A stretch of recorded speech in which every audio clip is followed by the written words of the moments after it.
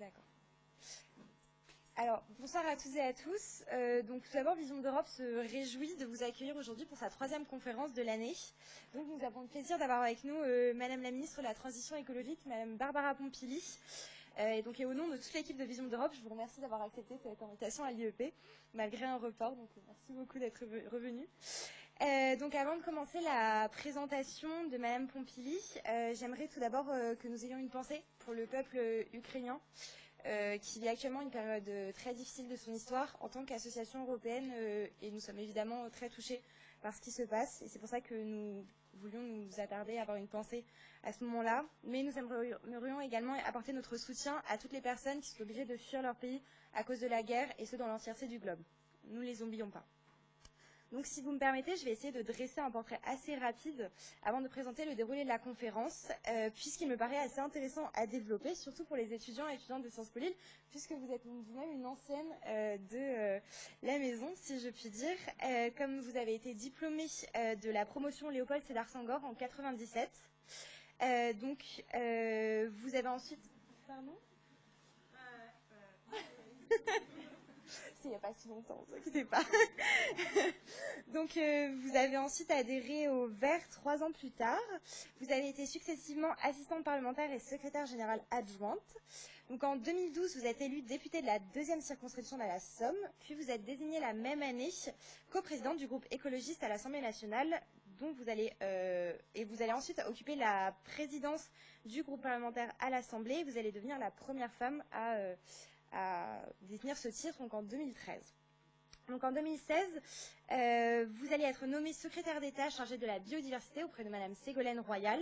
Puis vous soutenez en 2017 le mouvement devenu ensuite parti En Marche, ce qui conduira à votre nomination comme ministre de la Transition écologique en 2020. Donc j'espère ne pas m'être trompée et je m'excuse d'avoir dû faire court puisque je préfère laisser du temps pour qu'on développe les thèmes d'aujourd'hui. Donc, du fait de la récente situation, nous aborderons tout d'abord le thème prévu la semaine dernière de la conférence, donc à savoir les implications des politiques européennes, politiques écologiques européennes pour les territoires français. Puis nous parlerons également de la situation en Ukraine. Donc la conférence se déroulera en 3 temps. Tout d'abord, Madame Pompili va présenter un bref exposé des thèmes que nous allons présenter. Ensuite, Tom, le président de Vision d'Europe, et Louis Blancard, qui est membre du pôle conférence, vont poser successivement plusieurs questions afin de rentrer un petit peu dans les détails.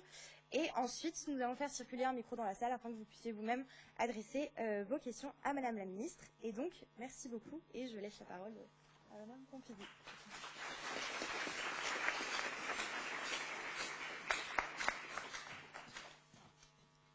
Pardon, vous retournez le dos.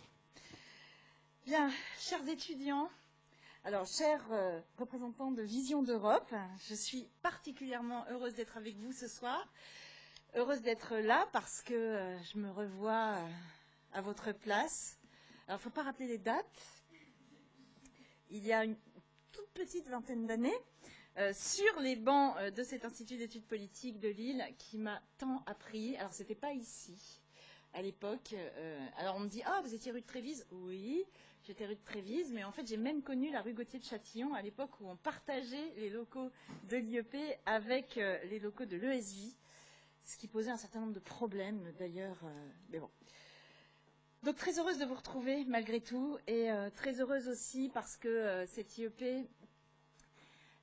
Je dis toujours, et je l'ai marqué dans le livre d'or que Pierre Mathieu m'a tendu tout à l'heure, quand on me dit qu'est-ce que vous avez appris à Sciences Po Lille, et alors on peut répondre, parce que j'ai aussi le souvenir de matinées un peu embrumées et de moments où je me souvenais que les études à Lille, c'est aussi fait pour aller voir le Kremlin et aller voir un certain nombre d'autres bars.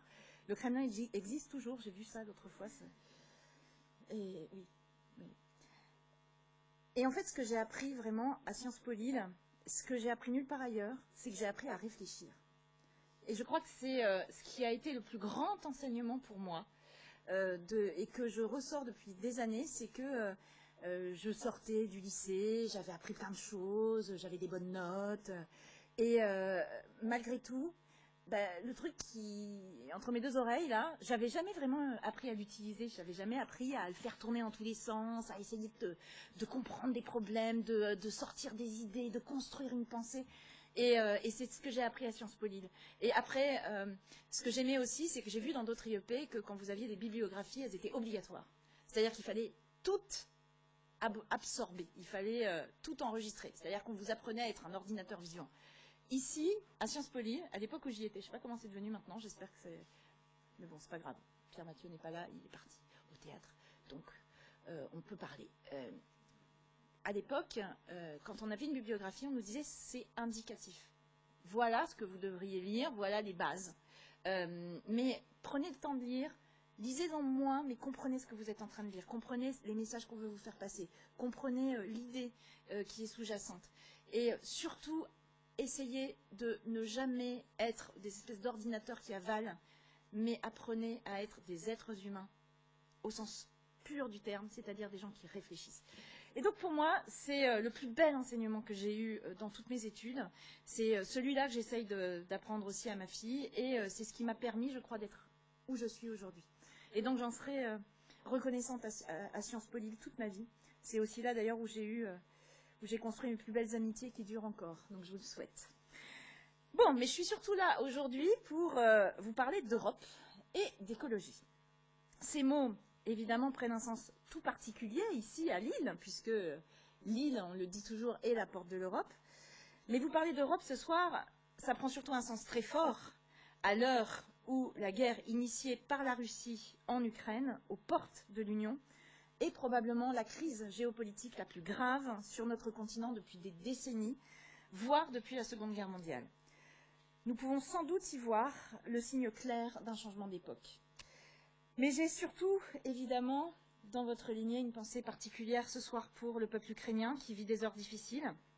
Ces images de guerre et de bombardement en Europe, et plus encore d'invasion d'un pays souverain par l'un de ses voisins, en violation de toutes les règles du droit international, nous renvoient aux pages les plus sombres de notre histoire.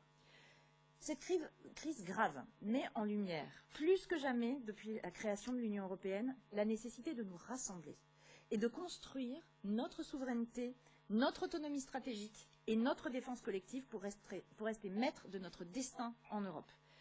Pour rester indépendants, pour continuer à garantir la paix, la liberté et la démocratie dans l'Union, des valeurs qui ne sont, on le voit de manière tragique en ce moment, jamais définitivement acquises. Cette crise souligne l'impérieuse nécessité d'être unis sur le long terme face aux grands défis de notre temps, le changement climatique et l'érosion de la biodiversité, la défense et la sécurité, les grandes migrations, la révolution numérique et la régulation de l'économie mondialisée, tout cela étant très mixable d'ailleurs. Les pays européens pourraient-ils mieux relever seuls chacun de ces défis, comme on peut parfois l'entendre? Bien sûr que non. Si les sanctions engagées contre la Russie depuis la semaine dernière par l'Europe sont si puissantes, si elles produisent déjà des effets, c'est parce que nous avons été unis. Si nous avons lancé en France un plan de relance avec 30 milliards d'euros pour la transition écologique, c'est parce que l'Europe est solidaire dans les crises, y compris financièrement. Et ceux qui prétendent le contraire, qui prônent un repli national et identitaire, ne proposent finalement que le déclin par manque d'idées, et je dis aussi par manque de courage. Ce dont je suis venue vous parler ce soir, c'est donc au contraire d'espoir, pour apporter la bonne réponse aux défis du siècle, pour nous offrir un avenir. Et la bonne réponse, c'est une réinvention du projet européen par l'écologie. Nous faisons d'abord face en Europe à un premier défi de court terme. La situation en Ukraine nous montre à quel point nous devons accélérer la transition énergétique et sortir des énergies fossiles. Ce conflit en Ukraine est en effet une leçon en matière de géopolitique énergétique. Aujourd'hui, l'Union européenne dépend de la Russie à hauteur de 40% pour ses importations de gaz et 30% à peu près pour ses importations de pétrole. Ce niveau de dépendance est évidemment variable selon les pays, selon le mix énergétique qu'ils se sont choisis. Si moins d'un cinquième du gaz consommé en France vient de Russie, c'est près de la moitié en Allemagne. Donc vous voyez qu'on n'a pas les mêmes problèmes. Et certains pays européens dépendent à 100% du gaz russe pour se chauffer ou pour produire de l'électricité. Donc autant dire que quand on envisage une coupure du gaz qui vient de Russie, c'est un problème immédiat pour un certain nombre de pays, même si, heureusement, nous avons des stocks pour faire face dans un premier temps. Le gaz russe qui nous approvisionne transite par un certain nombre de gazoducs et par des bateaux, mais aussi par des gazoducs qui traversent l'Ukraine. Donc évidemment, dans le contexte actuel, on visualise bien les risques très concrets que ça fait peser sur l'approvisionnement en Europe. Vous avez sans doute également entendu parler du projet de gazoduc Nord Stream 2, qui relie directement la Russie et l'Allemagne en passant par la mer Baltique. L'Allemagne a suspendu la mise en service de ce gazoduc en réaction à l'invasion de l'Ukraine, mais l'Allemagne ne dispose d'aucun terminal méthanier qui lui permettrait de diversifier ses approvisionnements en gaz en faisant venir ce qu'on appelle du GNL, c'est-à-dire du gaz naturel liquéfié, par bateau. Donc en somme, les Européens ont trop longtemps refusé de regarder la réalité en face de ce point de vue. Notre dépendance au gaz russe n'est plus soutenable. Nous devons donc nous coordonner pour assurer la sécurité de notre approvisionnement énergétique et sortir aussi rapidement que possible des énergies fossiles. C'est ce que nous faisons en mettant en place des mesures d'urgence au niveau européen face à la crise. La France, vous le savez sans doute, actuellement, assure la présidence du Conseil de l'Union européenne. J'ai donc réuni lundi, dans ce cadre, à Bruxelles, le Conseil des ministres européens en charge de l'énergie. Nous nous sommes d'abord coordonnés pour apporter une aide rapide et concrète à l'Ukraine en matière énergétique. Vous le savez peut-être, depuis jeudi dernier, le réseau électrique ukrainien n'est plus connecté au réseau russe. Ils sont traditionnellement reliés au réseau russe. Et donc, le réseau électrique ukrainien fonctionne de manière isolée, ce qui augmente avec le temps les risques de blackout. Un blackout, évidemment, dont les Russes pourraient tirer profit pour pousser leur avantage militaire.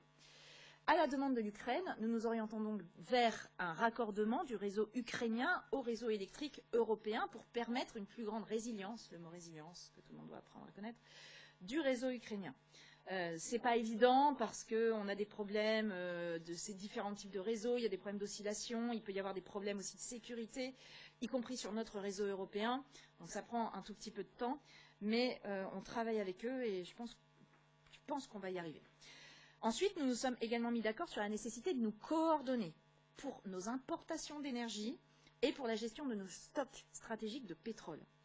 Mais au-delà de cette action de court terme, nous voyons bien avec cette crise à quel point il devient vital d'accélérer notre sortie des énergies fossiles le plus rapidement possible.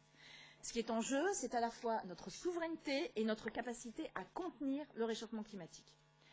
Et face à ce second défi, le défi environnemental, l'Europe est sans aucun doute notre meilleure chance.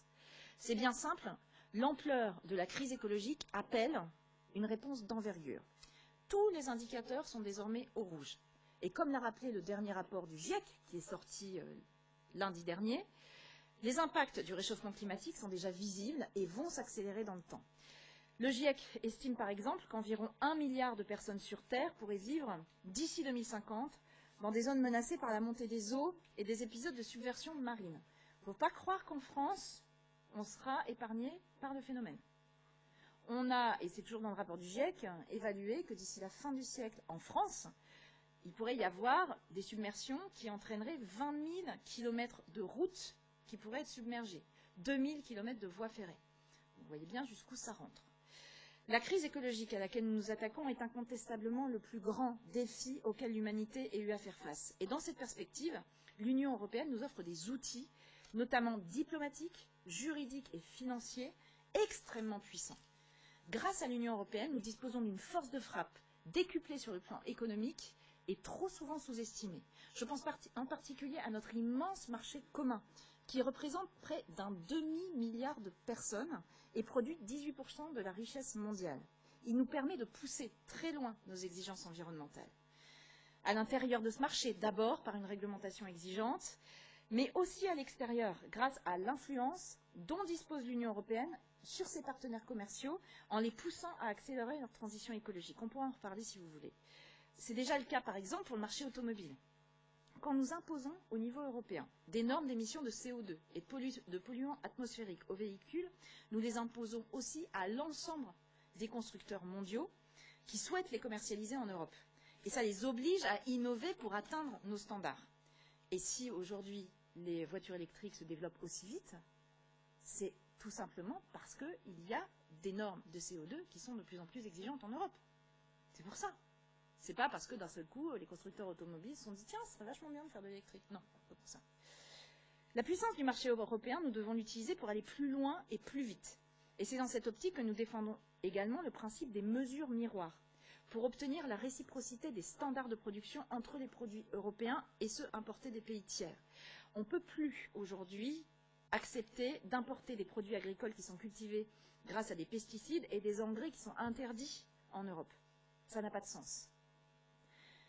Dans la même logique, la France défend depuis des années la mise en place d'une taxe carbone aux frontières de l'Europe. Alors surtout, en fait, il ne faut pas l'appeler taxe carbone. Il faut l'appeler mécanisme d'ajustement carbone aux frontières. Alors l'idée est simple. Il s'agit d'avoir les mêmes exigences en matière d'émissions de CO2 vis-à-vis de nos partenaires commerciaux que vis-à-vis des entreprises qui produisent sur le sol européen en étant soumises à notre marché carbone. Cette évolution majeure est désormais en bonne voie. C'est une grande victoire de la France. Et je suis sûre qu'elle fera des émules à l'international. Bon, pour l'instant, elle leur fait un peu peur, mais on a un travail diplomatique pour discuter avec eux de tout ça. Protéger notre planète grâce à la force du marché européen, c'est enfin toute la philosophie de la lutte contre la déforestation importée. Ce phénomène, qui est relativement méconnu, mais pas chez vous, j'imagine, renvoie au cas où la production dans d'autres pays de biens ou d'aliments que nous importons et consommons en Europe, comme par exemple le cacao ou le café, est responsable de déforestation dans les pays producteurs. Et il ne s'agit pas d'un petit sujet. Aujourd'hui, l'Europe est responsable de 16% de la déforestation issue du commerce mondial, ce qui en fait le deuxième destructeur de forêts tropicales derrière la Chine. C'est ce à quoi nous voulons mettre fin en négociant actuellement l'interdiction à l'échelle de l'Union européenne de certains produits, comme de l'huile de palme, de la viande bovine, du soja, s'ils ont causé de la déforestation dans leur pays de production. Alors évidemment, il y a aussi le café et le chocolat dedans, donc pas de panique.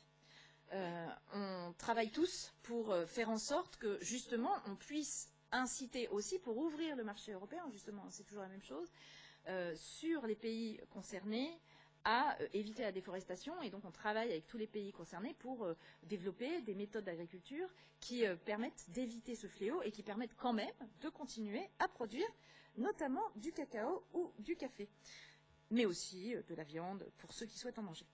En somme, l'Europe est notre meilleure chance de peser sur le dérèglement climatique mondial et d'enrayer la perte de biodiversité en entraînant avec nous nos partenaires commerciaux. Par ailleurs, et de manière totalement pragmatique, l'écologie constitue également une opportunité historique pour l'Europe de renforcer sa souveraineté et d'affirmer sa place dans le monde. Vous le savez, le projet européen s'est d'abord construit sur un objectif de paix à la suite de 2 conflits mondiaux, puis sur une vocation plus économique à partir de la mise en place du marché commun et de l'euro. Aujourd'hui, je pense que l'Europe a l'occasion d'entrer dans une nouvelle ère de son histoire en jouant un rôle pionnier au niveau mondial dans la lutte contre le changement climatique. Déjà, depuis 1990, l'Union a réduit ses émissions de près de 30%, alors que ces dernières ont continué à augmenter dans le reste du monde. Alors attention, on a réduit nos émissions, mais on a les émissions importées, plus la déforestation importée dont je vous ai parlé tout à l'heure. Donc on relativise. N'empêche, on l'a fait quand même, et quand on regarde ce qui se passe dans les autres pays, on peut se dire qu'on est entré dans une bonne dynamique. Et récemment, avec le pacte vert de 2019, l'Europe a endossé le leadership mondial de la lutte contre le changement climatique. Alors bien sûr, la crise sanitaire qui nous frappe depuis 2 ans aurait pu nous faire reculer, mais loin s'en faut. Le plan de relance européen, doté de 750 milliards d'euros, est profondément dédié à la transition écologique, et c'est une grande nouveauté. Nous avons déjà eu des plans de relance, notamment en 2008, après la crise bancaire. Jamais l'écologie, la transition écologique n'avait été vue comme un vecteur de développement économique. C'est la première fois que, ouvertement, on se dit que grâce à la transition écologique, par la transition écologique, on peut développer un nouveau type d'économie qui va apporter surtout des emplois, qui va apporter la prospérité pour les habitants de notre planète et de notre pays et de notre Europe. De même, Nous nous sommes donnés pour objectif d'accélérer le rythme en réduisant d'au moins 55% nos émissions d'ici 2030 afin d'atteindre la neutralité carbone en 2050. C'est un enjeu d'actualité très fort puisque nous négocions actuellement au sein du Conseil de l'Union européenne des textes du paquet législatif dit Fit for 55, c'est-à-dire les règlements et les directives qui doivent concrétiser rapidement cet objectif. En somme, l'Europe s'engage aujourd'hui et plus que jamais à ouvrir la voie en matière d'écologie. Et c'est précisément cette ambition climatique renouvelée qui peut nous permettre demain, à nous, Européens, d'exister dans l'arène internationale. Je crois très profondément, en tant qu'écologiste bien sûr, mais aussi en tant qu'Européenne convaincue, que l'Europe doit construire sa souveraineté par l'écologie. Alors, une souveraineté écologique, qu'est-ce que ça veut dire ? Ça renvoie d'abord au fait de ne plus dépendre du gaz, du pétrole importé pour nous chauffer l'hiver, en développant à la place nos propres énergies décarbonées, et en particulier les renouvelables. Ça rejoint ce que je vous disais à l'instant à propos de notre dépendance vis-à-vis de la Russie. La souveraineté écologique, ça implique aussi de fabriquer dans nos usines, et non à l'autre bout du monde, les technologies vertes de demain, comme les batteries, les panneaux solaires ou encore les éoliennes. Construire une souveraineté écologique, ça implique enfin de ne pas dépendre entièrement de pays tiers pour disposer de métaux stratégiques comme le lithium ou le cobalt. Et ça, c'est un enjeu vital. Le lithium, nous en avons quasiment tous sur nous, à l'heure où je vous parle, dans les batteries des smartphones. C'est aussi le lithium qui permet aux voitures électriques ou hybrides d'avoir de l'autonomie et donc de rouler sur nos routes. Dans les 20 prochaines années, l'Agence internationale de l'énergie estime que nos besoins en la matière risquent d'être multipliés au minimum par 40. On doit donc, au niveau européen, sécuriser notre approvisionnement en recyclant mieux nos batteries électriques et en extrayant à terme du lithium sur notre continent. Évidemment, tout cela en faisant en parallèle des mesures de maîtrise de notre besoin d'énergie, de tout type d'énergie. Si on ne fait pas ça auparavant, on n'y arrivera pas. On pourra développer plus tard, mais c'est un point très important. Mais construire notre souveraineté écologique, ça consiste aussi à nous positionner à l'échelle de l'Union européenne pour façonner une transition écologique mondiale à notre image. Et ça, c'est un point important aussi. Car la lutte contre le changement climatique, comme beaucoup de combats, peut être menée de manière plus ou moins responsable. L'Europe et la France portent, elles, une ambition, celle d'une transition écologique soutenable à tout point de vue. Je vous parlais des batteries. On doit disposer de batteries, oui, mais dans des conditions soutenables, grâce au recyclage et à une extraction responsable sur le plan écologique, mais aussi social, et autant que possible sur notre continent. Nous devons utiliser l'hydrogène, oui encore, mais à condition qu'il puisse être produit largement en Europe, à partir d'énergies bas carbone, et non pas en recréant une nouvelle dépendance vis-à-vis de pays tiers. Aujourd'hui, on a beaucoup de pays qui songent à importer de l'hydrogène de pays du Maghreb. Moi, je dis, pourquoi pas? Sauf que l'hydrogène des pays du Maghreb, il faudra qu'il soit fait à partir d'électricité faite par des panneaux solaires essentiellement. Ces panneaux solaires, moi, ce que je veux, c'est que d'abord, ils alimentent ces pays-là en électricité. Et qu'ensuite, s'il y a du surplus, qu'on puisse ensuite fabriquer de l'hydrogène et ensuite de l'importer chez nous, pourquoi pas? Mais faisons attention. Parce que si un jour on a un problème avec les pays du Maghreb, eh bien, on peut se retrouver coincé, encore une fois, avec des problèmes d'approvisionnement. Pour le lithium, c'est pareil. Il y a un gros débat. Ça a été... J'ai pu choquer un certain nombre de personnes quand j'ai dit qu'il faut faire des mines de lithium en France. Mais que ceux qui ne veulent pas faire de mines de lithium en France arrêtent d'avoir un téléphone portable. Qu'ils arrêtent d'utiliser un certain nombre de produits qui en nécessitent. Parce que là, ce qu'ils font, c'est qu'ils vont me donner à moi des leçons d'écologie en n'en ayant rien à cirer, excusez-moi, de où provient le lithium qu'ils sont en train d'utiliser. Aujourd'hui, le lithium peut être extrait dans des conditions qui sont très moyennes, on va le dire, d'un point de vue environnemental et même social. Quand on est écologiste, on doit regarder partout et on ne doit pas détourner le regard pudiquement ou alors par désintérêt total de ce qui se passe sur le reste de la planète pour notre confort à nous. Et donc c'est pourquoi j'insiste, si on a du lithium en France, et si on veut continuer à avoir des téléphones portables, après on peut décider d'un changement de monde où on n'en utilise plus. Mais si on veut continuer à développer les énergies renouvelables, à développer les véhicules électriques, si on a du lithium en France, c'est notre responsabilité de le prélever en France, en tout cas pour partie, parce que ça ne couvrira pas tous nos besoins, mais en tout cas pour partie, et de le faire de manière à préserver notre environnement, c'est-à-dire de le faire dans des conditions de responsabilité sociale et environnementale dignes d'un pays comme le nôtre. Avec aussi des standards qu'on pourra, comme je vous l'ai dit tout à l'heure, imposer. On parlait beaucoup de la taxonomie. J'aimerais bien que la taxonomie, on sorte un peu juste des renouvelables et du nucléaire, parce que la taxonomie, ça peut être aussi ça. Ça peut être aussi des mines responsables. Ça peut être aussi imposer à des pays qui sont des pays producteurs de ces matières premières, parce que je vous ai parlé du lithium, mais il y en a plein d'autres, qu'ils le fassent dans des conditions à ne pas mettre en danger les personnes qui sont dans la mine, les mineurs, mais aussi à le faire en respectant un certain nombre de critères et de normes environnementales. C'est aussi ça que peut faire l'Europe.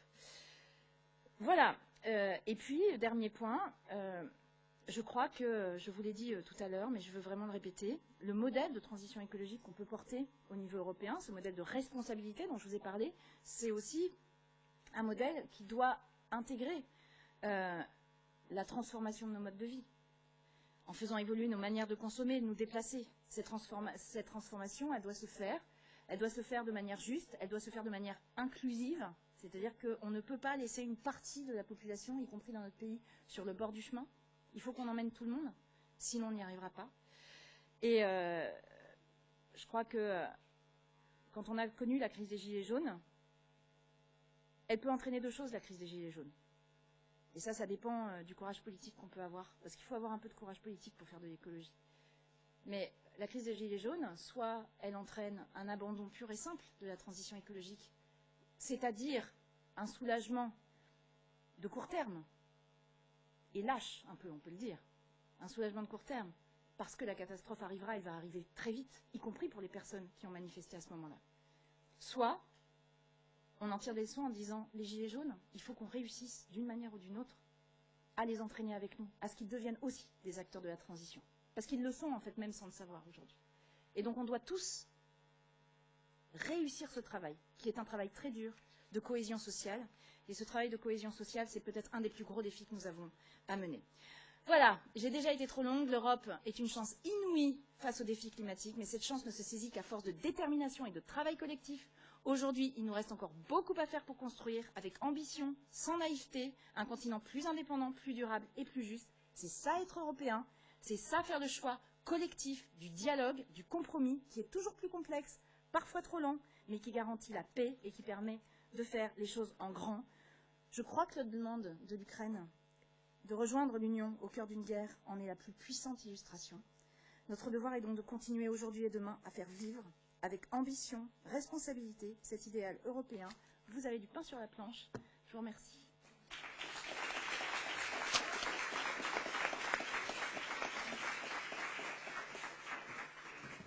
Merci beaucoup pour cet exposé introductif. Vous avez évoqué un grand nombre de sujets. Maintenant, on va passer à quelques questions de modération, donc pour parler plus des éléments à la fois que vous avez évoqués, mais aussi apporter un regard sur d'autres qui nous paraissent importants. Donc, je laisse la parole à Tom. Merci. Donc du coup, justement, vous avez évoqué notamment la taxinomie verte qui devrait être mise en place notamment dans le pacte vert européen. Donc ce serait donc une liste d'activités économiques qui seraient considérées comme durables, comme vertes. Et justement, la France, mais d'autres pays comme la Finlande ou la Croatie, ont plaidé pour que le nucléaire entre dans cette catégorie. Et donc du coup, ma question serait ici, pourquoi avec d'autres pays comme la Finlande ou la Croatie, la France a-t-elle soutenu l'idée que le nucléaire serait une énergie verte et serait intégré du coup à cette taxonomie?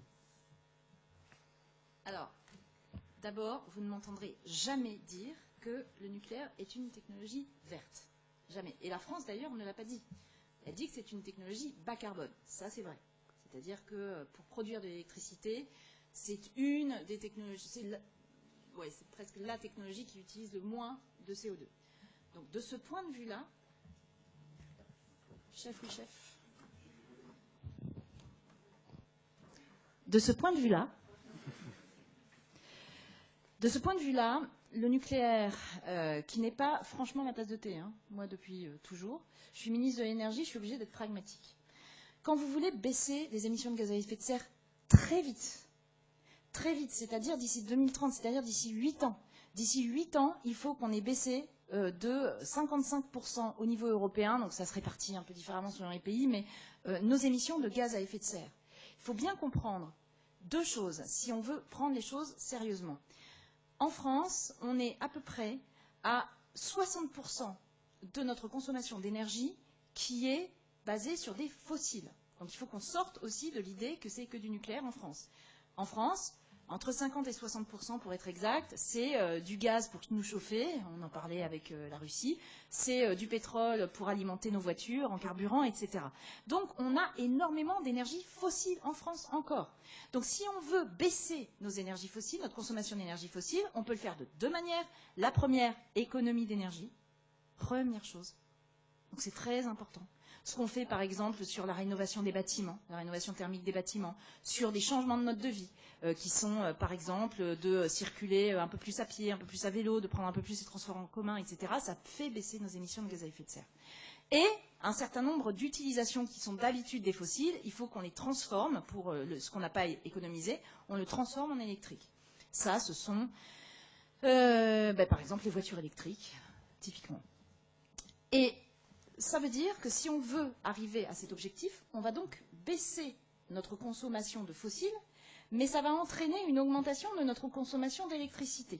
On a eu des experts qui ont fait des travaux là-dessus, que ce soit des experts d'ailleurs pas très amoureux du nucléaire comme Negawatt, ou des experts très sérieux comme RTE qui a travaillé pendant 2 ans sur ce sujet avec 4000 contributions pour travailler sur ce sujet.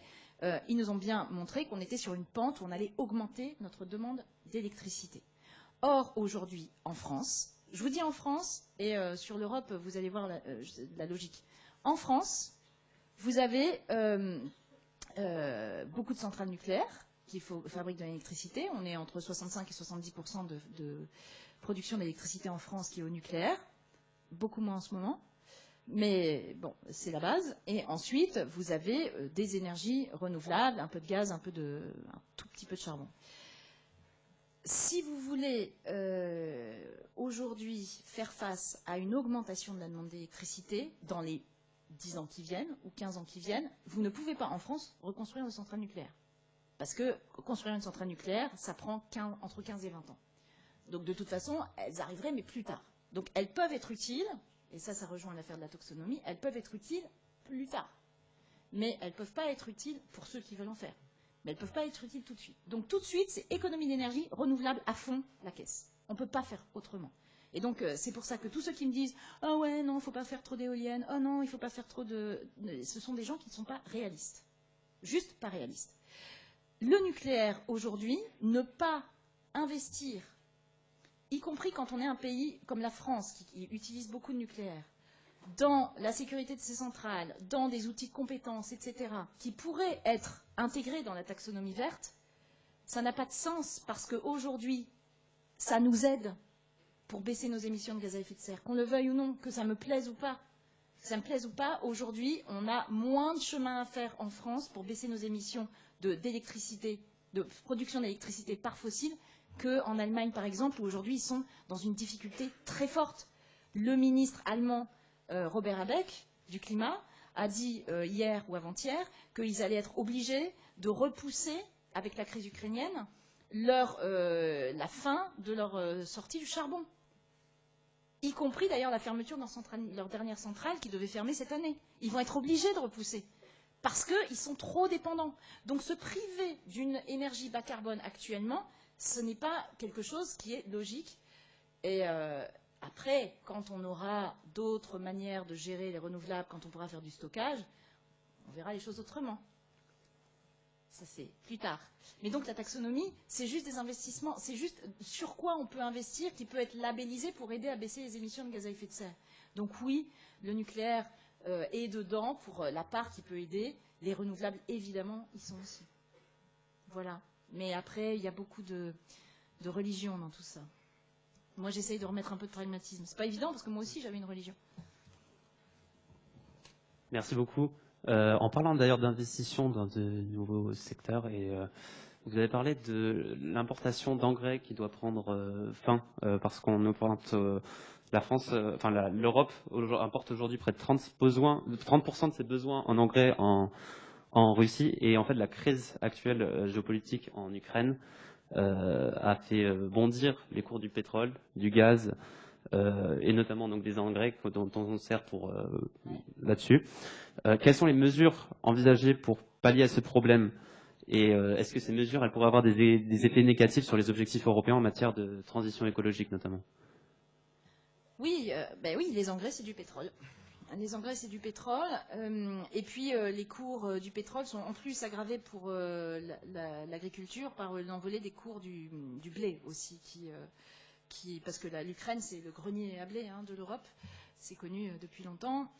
Donc, oui, notre agriculture est en difficulté aujourd'hui du fait de la crise en Russie, en Ukraine, enfin, c'est les deux. Et il y a eu une réunion hier des ministres de l'Agriculture qui essayent de voir comment trouver des solutions un peu d'urgence pour faire face à ça. Il y a aussi ce qui monte, c'est une remise en cause d'un certain nombre de mesures de la PAC en disant les mesures, notamment la stratégie de la ferme à la fourchette, que je ne sais pas si vous connaissez, est une stratégie qui, pour certains, va créer l'inquiétude de perdre en autonomie, de nous obliger à importer plus. C'est un débat, c'est compliqué. Moi, je ne pense pas, mais on a des débats sur le sujet.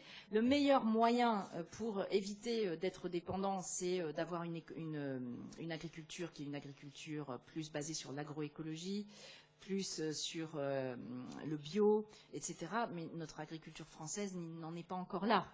Donc toute la question, c'est comment on gère cette transition, comment on aide à développer ce genre de stratégie, comment aussi on met en place les fameuses mesures du miroir dont je vous ai parlé, parce qu'on a un vrai problème de compétition commerciale avec un certain nombre de pays qui ne respectent pas les mêmes règles. Et donc, à juste titre, on a des agriculteurs français et européens qui considèrent que c'est injuste, et ils ont raison. Donc c'est toute cette réglementation qu'on doit mettre en place. C'est aussi la réflexion sur les accords commerciaux qu'on passe. Maintenant, on est en train de mettre en place au niveau européen une stratégie qui dit qu'on ne peut plus faire des accords commerciaux avec des pays qui ne respectent pas l'accord de Paris. Donc ça, on est tous d'accord pour l'instant. Après, la question, c'est de définir ce que ça veut dire, pas respecter les accords de Paris.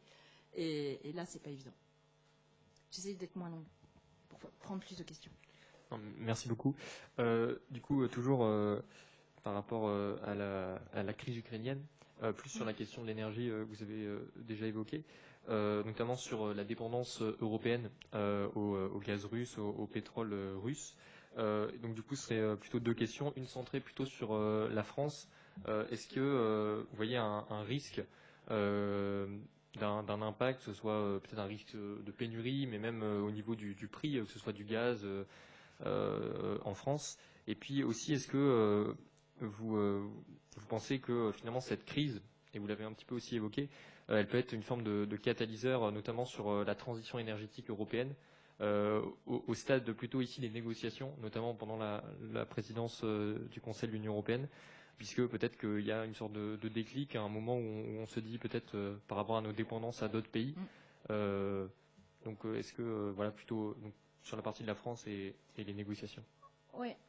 Alors clairement, la crise a montré qu'on était trop dépendant. Et donc, elle m'aide, moi, en tant que présidence du Conseil de l'Union, dans les négociations pour pousser le plus possible les curseurs de tout le paquet Fit for 55, clairement. Maintenant, on a, à part un pays, mais qui était très isolé de l'Union européenne, on a un accord pour dire que le meilleur moyen de se sortir de cette dépendance, c'est de vite avancer sur Fit for 55 et mettre en place tous les outils, que ce soit sur les énergies renouvelables, sur l'efficacité énergétique, que ce soit aussi sur les règlements, sur les batteries par exemple, que ce soit sur l'économie circulaire, enfin tout ce qu'on peut mettre en place au niveau européen dans ce paquet doit être mis en place le plus vite possible. Donc ça nous aide dans les négociations, même si certains pays, à juste titre, sont inquiets parce qu'ils se disent comment on va passer cette crise et comment on va réussir à tenir les deux bouts. Parce que c'est vrai que cette crise entraîne une augmentation des cours sur les marchés. Aujourd'hui, on était à $120 le Brent pour donc le pétrole. C'est beaucoup. On a relâché un peu de stock stratégique pour essayer de calmer les cours. Maintenant, on a fait une analyse pour tous nos pays de l'Europe. Quand bien même il y aurait, pour des raisons X ou Y, une rupture d'approvisionnement en gaz et en pétrole de la Russie, l'Europe est prête et a suffisamment de stock pour tenir. Il faut bien savoir qu'au niveau du gaz, on a tous suffisamment de stock. Et au niveau du pétrole, de toute façon, il y a un certain nombre d'obligations de réserves stratégiques. On est obligé d'avoir 90 jours de réserves stratégiques, donc on peut tenir au moins 3 mois s'il y a une coupure totale. Et sur le gaz, il n'y a pas d'obligation, et ça fait d'ailleurs partie du débat qu'on a, parce qu'on a des stocks qui auraient pu être plus remplis dans certains pays, parce que là, on les remplit au fur et à mesure des cours de marché, donc quand c'est trop cher, on remplit moins. Enfin. Et donc on travaille aussi sur cette réglementation. Mais moi, mon inquiétude en tant que ministre de l'Énergie ne porte absolument pas pour cet hiver. On finira l'hiver sans problème. Mon inquiétude et l'inquiétude des collègues des pays européens, c'est plutôt comment on se présentera l'hiver prochain. Si on a une coupure de gaz de la Russie, c'est l'hiver prochain qui pose problème, c'est pas celui-ci. Parce que celui-ci, on a des stocks qui terminent. Après, quand on n'aura plus de stock, c'est le moment de les remplir. Arriver en bon état pour un stock, c'est 85% du stock au début de l'hiver. Je ne suis pas sûre du tout qu'on y arrive si on a une rupture. Donc c'est pour ça qu'on est en train de travailler sur un plan de réapprovisionnement massif. Mais ça, c'est une autre histoire. On en reparlera peut-être. Super. Je pense qu'on va poser une dernière question de modération avant de passer aux questions du public. J'avais une question sur le programme de Yannick Jadot pour les élections présidentielles qui parlait. Alors il disait: nous ferons adopter un traité environnemental européen visant à ancrer au niveau européen le principe de précaution, la reconnaissance du crime d'écocide, le devoir de vigilance et la pénalisation des multinationales. Nous défendrons une part plus ambitieuse du budget dédié au climat, disait-il. Nous porterons un objectif de 50% d'énergie renouvelable en 2030. Donc voilà, il y a plusieurs partis écologistes français et européens qui plaident pour un traité environnemental européen. Êtes-vous favorable à cette proposition d'abord? Et puis pensez-vous qu'un hypothétique traité sur ce sujet puisse avoir un réel impact sur les politiques écologiques européennes? D'abord, le traité européen écologique, c'est le pacte vert. C'est ce qu'on est en train de faire sur le Fit for 55. Il y a tout dedans, sauf l'aspect criminalité environnementale et donc écocide, etc. Ce qui est logique, parce qu'en fait, la question de l'écocide peut se traiter au niveau des pays. Nous, on a fait des choses dans le droit de l'environnement de chaque pays, mais c'est par essence quelque chose qui doit se faire au niveau international. Et c'est pourquoi, d'ailleurs, nous, on s'était engagés à travailler sur la définition d'un écocide au niveau international. Et moi, j'étais à Vienne il y a 15 jours maintenant, où j'ai rencontré la structure de l'ONU, qui s'appelle l'ONU-CD, qui est en charge de la lutte contre, qui est la section de l'ONU sur les crimes et les drogues. Et qui travaille justement sur la mise en place d'une réglementation internationale sur la criminalité environnementale dans son ensemble, avec tout ce que ça comporte. Je vous rappelle que la criminalité environnementale, c'est la pêche illégale, c'est les trafics, c'est l'orpaillage, comme ce qu'on connaît en Guyane, qui est une catastrophe, c'est la déforestation, etc., etc. Donc le travail, il est en train d'être monté. Moi, j'ai rencontré à cette occasion à Vienne l'ambassadeur de France qui s'occupe de ça, la représentante de l'ONU-CD qui est égyptienne. J'ai rencontré la présidente de la CITES aussi qui s'occupe des trafics d'espèces, avec qui j'ai eu de gros échanges. C'est ça qu'on doit construire sur la criminalité environnementale. Sinon, ça ne marchera pas au niveau... on ne va pas aller convoquer le président du Brésil, par exemple, au tribunal d'Amiens ou de Lille pour l'inculper de criminalité environnementale. Ça n'a pas de sens. Il faut le faire au niveau international. Et donc pour le reste, je crois que si on met en place le pacte vert, je peux vous dire que déjà ça aura un énorme impact avec tout ce que vous avez mentionné sur les budgets, sur tous les objectifs qui sont dans le pacte vert. Il me semble que Yannick Jadot est député européen, il devrait le savoir. Merci beaucoup. Alors on va d'abord passer à une ou deux questions du coup de Homo erectus et Laruche qui ne sont malheureusement qui n'ont pas pu être présents ce soir, mais Terence va pouvoir poser leurs questions qu'ils avaient prévues. Vous m'entendez? Bonsoir Madame la Ministre.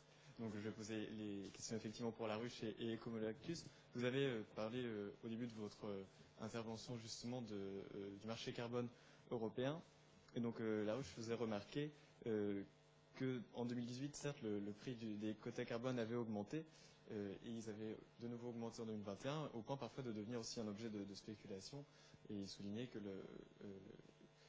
l'objectif du marché carbone européen n'était pas financier au départ. Et donc poser la question de la manière, dans le cadre de la présidence française de l'Union européenne, dont on pourrait engager une réforme du marché carbone européen. D'abord, il y a eu à une époque beaucoup de spéculations sur les quotas carbone, mais parce que c'était un marché qui finalement n'était pas suffisamment surveillé et où on avait des prix du carbone qui... En fait, ça ne correspondait pas à une vraie politique. Maintenant que ça commence à correspondre à une vraie politique, on a de plus en plus de secteurs, puisque ça fait aussi partie du Fit for 55, il va y avoir une extension du marché carbone à d'autres secteurs. On voit que ça a une efficacité, et donc maintenant, on a des contrôles qui sont beaucoup mieux organisés. Et on voit d'ailleurs, y compris parce qu'on veut mettre en place le mécanisme d'ajustement carbone aux frontières, qui est le miroir en fait des marchés carbone, que ceci commence à inspirer d'autres pays. On a les États-Unis, certaines régions des États-Unis où ils ont mis en place de manière régionale un marché carbone, et même en Russie, pas en Russie, en Chine, ils ont mis en place, alors de manière très embryonnaire, on est au tout début avec un prix tout petit du carbone, un prix du carbone qui est aujourd'hui la preuve que ce qui se passe au niveau européen peut avoir un effet d'entraînement vis-à-vis de la suite. Merci beaucoup. Je pense qu'on peut peut-être passer à des questions du public. Donc si vous souhaitez poser une question, levez la main, on va faire passer le micro dans les rangs.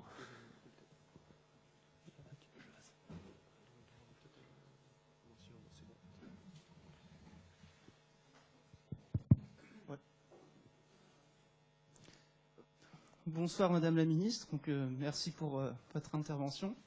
J'aimerais vous interroger sur le nucléaire, puisque vous avez rappelé que la consommation électrique en France vient entre 65 et 70% de l'énergie nucléaire, que la France fait le choix nucléaire en tant d'énergie d'avenir. Néanmoins, j'aimerais vous poser la question de l'approvisionnement en uranium, puisque la France, depuis les années 90, ne produit plus d'uranium sur son sol. Et donc, dans une perspective future où des pays comme la Chine, qui sont des monstres énergétiques, se penchent vers l'énergie nucléaire, concrètement, quelles sont les garanties pour la France de garantir son approvisionnement en uranium pour garantir plus tard sa production d'électricité? Je vous remercie. Ça me rappelle ma jeunesse. Quand j'étais... Quand j'étais un peu plus, un peu moins en responsabilité et un peu plus dans le débat politique, j'étais très agacée quand j'entendais des gens me dire « le nucléaire, c'est notre indépendance énergétique ». Non, vous avez raison, on a aussi besoin d'importer de l'uranium parce qu'on n'en a plus sur notre sol. Donc ce n'est pas notre indépendance énergétique, simplement l'uranium, on en a besoin en beaucoup moins de grande quantité. Il y a aujourd'hui, et d'ailleurs ça fait débat, il y a aujourd'hui un cycle qu'on appelle, alors que certains appellent de recyclage des combustibles usés, qui permettent de reproduire ensuite d'autres combustibles. Et donc, il y a des travaux qui sont faits pour fermer le cycle, pour justement plus avoir besoin d'importer d'uranium du départ. Aujourd'hui, il y a des types d'uranium qui ont déjà été utilisés, qui ne sont pas réutilisés parce que l'uranium naturel est moins cher. Et donc, en fait, aujourd'hui, l'approvisionnement en uranium n'est pas un problème parce qu'il y en a suffisamment, y compris si la Chine développe beaucoup de centrales nucléaires. Il n'empêche que, oui, l'uranium fait que nous ne sommes pas complètement indépendants avec le nucléaire. Et c'est pour ça qu'il faut surtout diversifier beaucoup.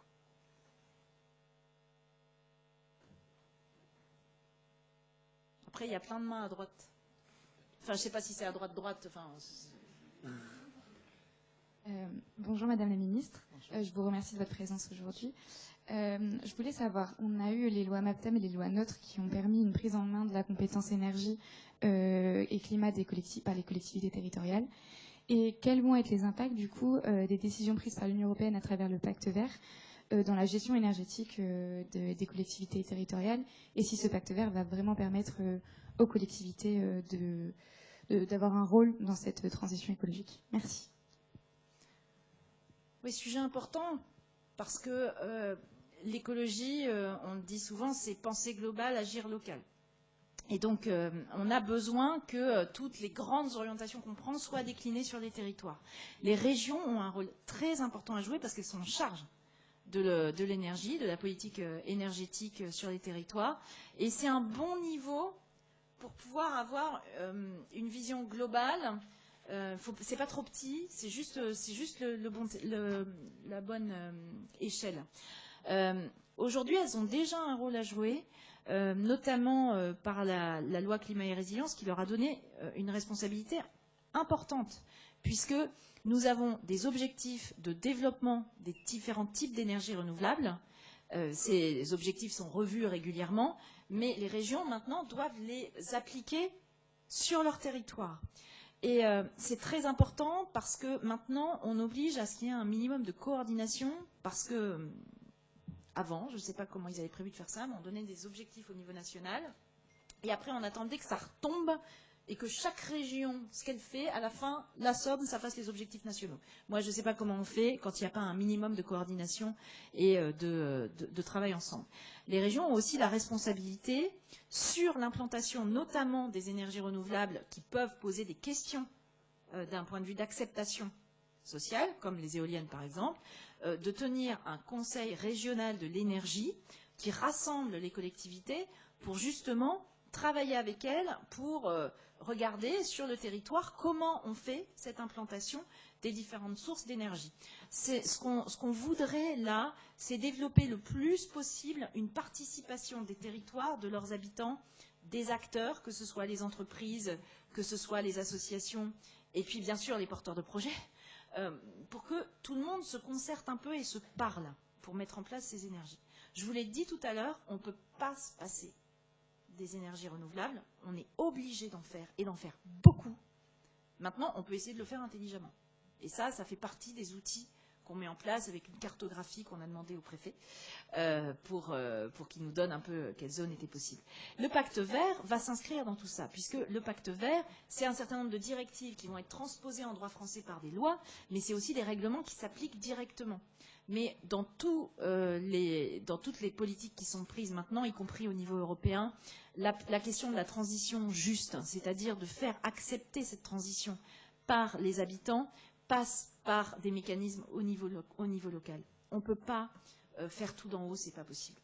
Donc tout ce travail de participation du public, de concertation, on a déjà fait quelques évolutions, mais je crois qu'on est encore loin du bout. On est aussi en train de reconstruire le débat démocratique à travers ces sujets.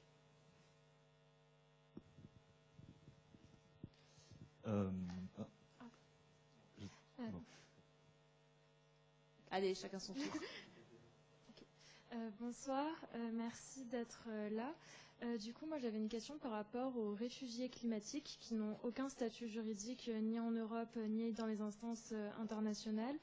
Et parce que quand on parle de changement climatique, d'énergie renouvelable, on sait aussi avec le nouveau rapport du GIEC qu'il y a des conséquences contre lesquelles on ne peut pas lutter, et notamment pour les personnes qui vivent dans des îles, et c'est aussi le cas pour des personnes françaises.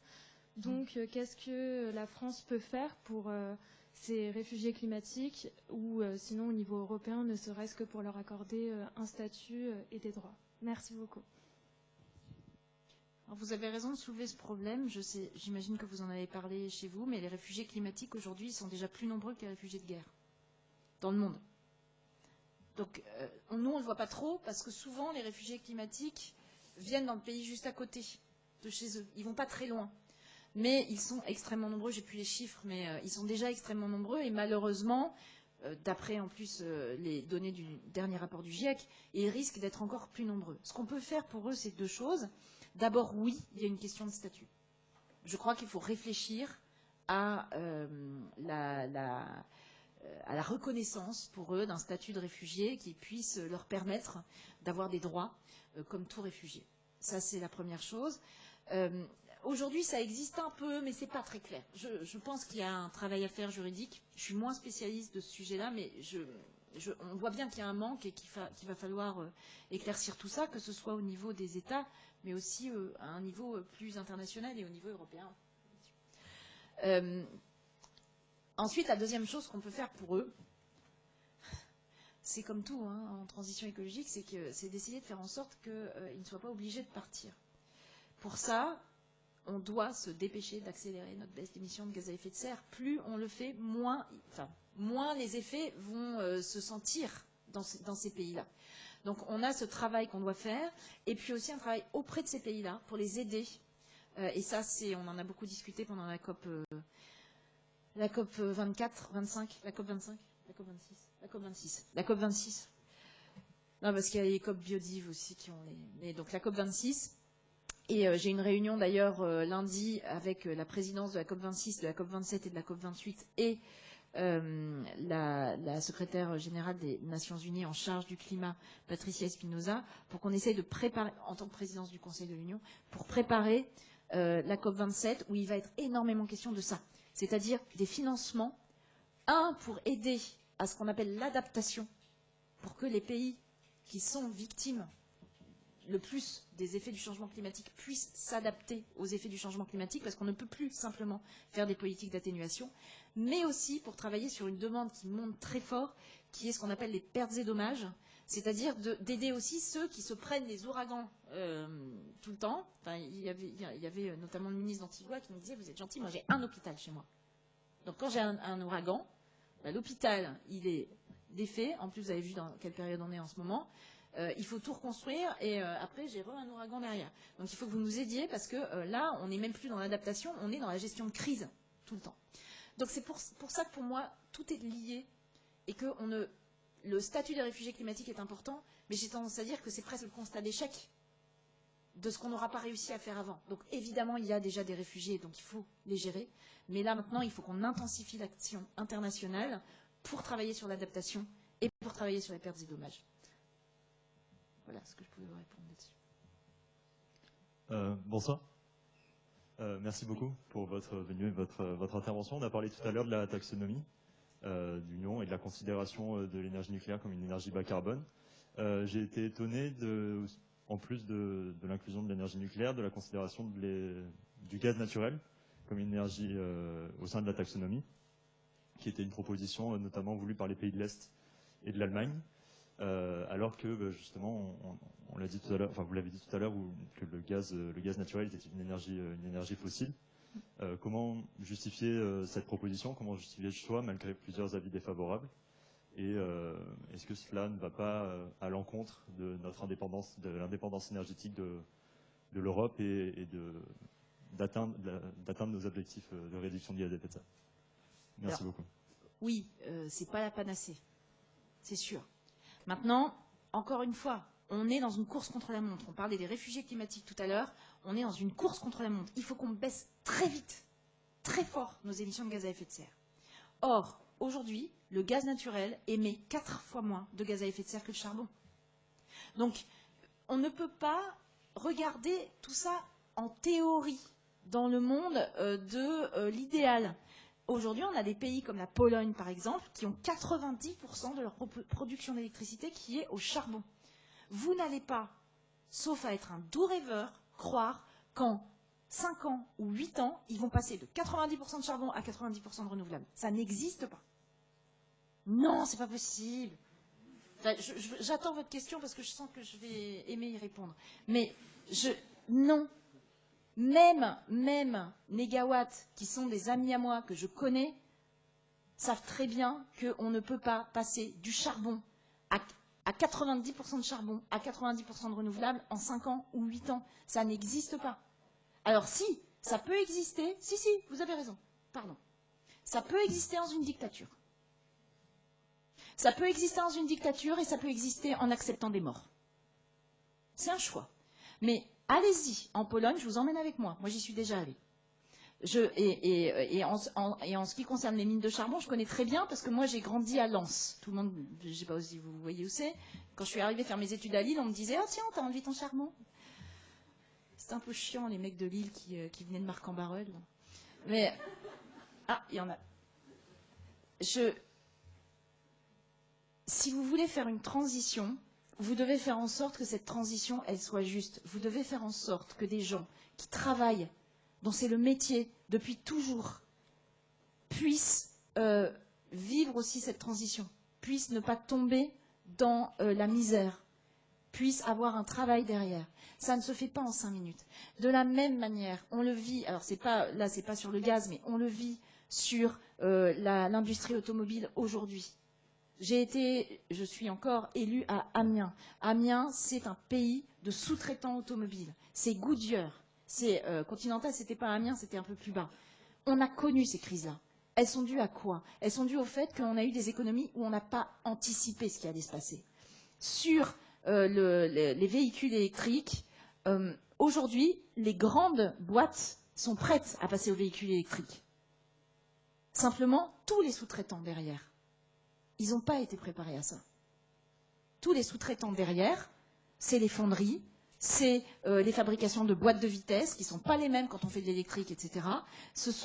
On sait que pour fabriquer une voiture électrique, il faut beaucoup moins de gens que pour fabriquer une voiture thermique. On sait, c'est comme ça. Donc, si on n'anticipe pas ce qui va se passer sur les territoires, et ça vaut pour la Pologne comme ça vaut pour ici, si on n'anticipe pas les formations qu'il faut faire, si on n'anticipe pas les filières qu'il faut développer, si on ne crée pas ce qu'on appelle des écosystèmes un peu partout, il va y avoir de la casse. Et pas qu'un peu. Donc, toute la difficulté du politique, c'est de sortir de l'incantation et c'est essayer de faire le plus vite possible.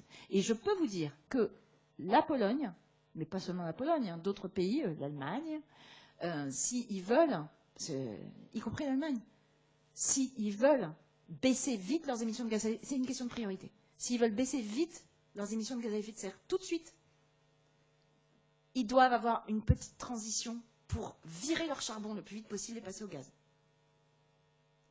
Et évidemment, de manière transitoire. C'est-à-dire que pendant ce temps-là, ils investissent énormément, y compris avec de l'argent européen, pour développer les renouvelables, pour faire de la maîtrise de l'énergie. Donc c'est comme ça que ça se passe. Et non, on ne passe pas en 5 ans en 100% de renouvelable. Non. J'aimerais bien. Je vous jure, j'aimerais bien. Et on n'a même pas les matières qu'il faut. Hein. Parce qu'il faut les fabriquer aussi, tout ça. Donc on peut le faire en économie de guerre, il faut le faire. On peut le faire plus vite, beaucoup plus vite que maintenant. Mais en 5 ans, c'est pas possible. C'est juste pas possible. On a des économies entières qui doivent être bouleversées. Ça peut se faire en 10 ans, 12 ans, 15 ans. Oui, mais c'est pas un gros mot. Les économies, c'est les salaires des gens, quoi. C'est leur vie. Donc c'est pas juste les grandes multinationales. Hein. Autre question? Bonsoir, vous m'entendez bien, ça va? Très bien. Merci pour votre intervention. J'aurais 2 questions, mais assez courtes, si vous le permettez. Donc la première, je reviens sur le mécanisme d'ajustement carbone aux frontières. Je voulais savoir si, en fait, ça va un peu être une équivalence du système d'échange de quotas d'émissions de gaz à effet de serre sur le fait des échanges de droits de polluer. Est-ce que ça va fonctionner vraiment de la même façon et sur les mêmes secteurs? Parce que vous avez dit justement que le SEC va, lui, être bientôt étendu à d'autres domaines. Donc est-ce que là, ça va fonctionner de cette façon-là au niveau international? Et on va dire, est-ce que ça va vraiment être de la même façon pour tous les pays ou ça va être aussi pour les plus gros pollueurs? Et ma seconde question, on a déjà pas mal parlé de nucléaire, mais c'était plutôt relatif aux déchets.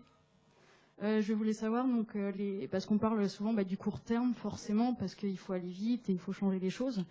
Mais à moyen et long terme, on sait bien qu'évidemment, comme à Bure, ce qui va se passer là, comme on cherche pour enfouir, est-ce qu'il y a déjà encore des solutions par rapport à ça, ou ça n'avance pas beaucoup sur le sujet? Voilà, merci.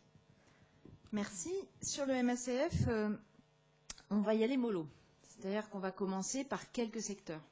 On va commencer par les secteurs qui sont les plus émetteurs de gaz à effet de serre, qui sont l'acier, le ciment, l'aluminium, l'électricité, je crois.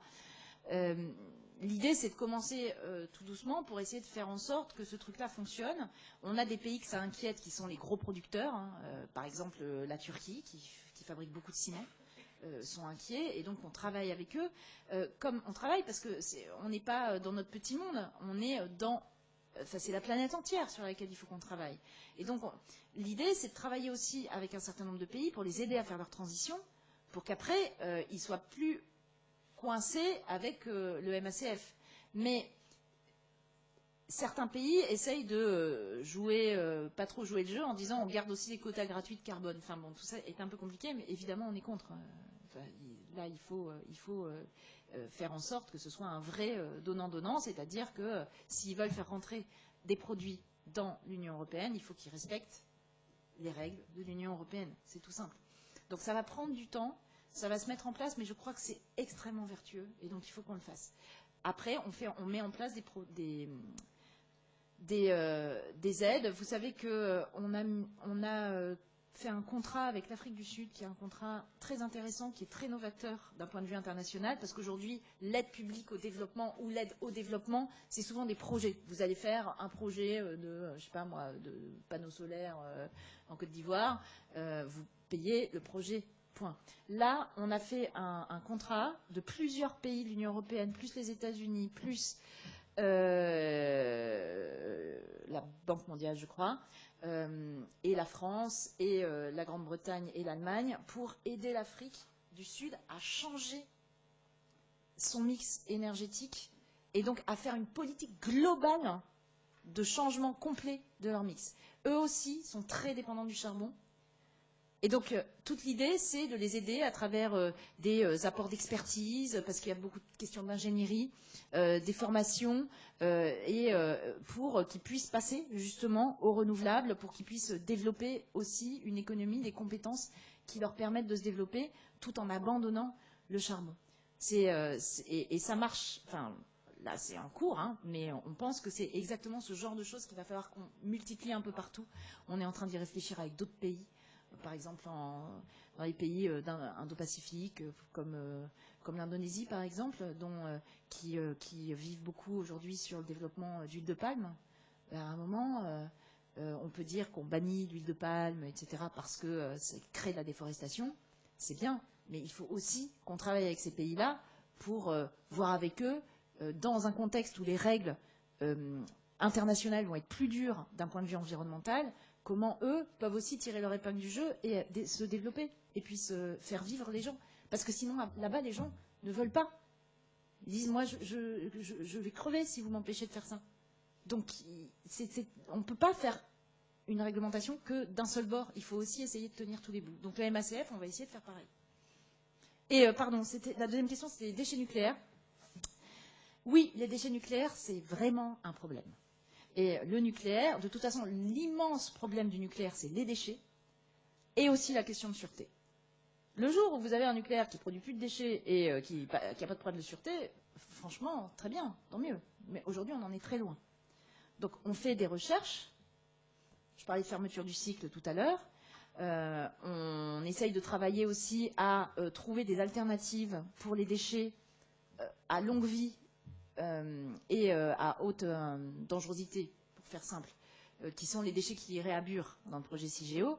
On a lancé des programmes de recherche pour trouver des alternatives, pour voir qu'est-ce qu'on pourrait faire à la place pour gérer ces déchets qui, eux, sont là et qu'on a sur les bras pour des milliers d'années. Donc, ils sont là. Après, on peut réfléchir à est-ce qu'on peut en faire moins à l'avenir, mais pour ceux qui sont là, il faut qu'on les gère. Donc, aujourd'hui, ce qui a été privilégié, c'est un enfouissage en grande profondeur.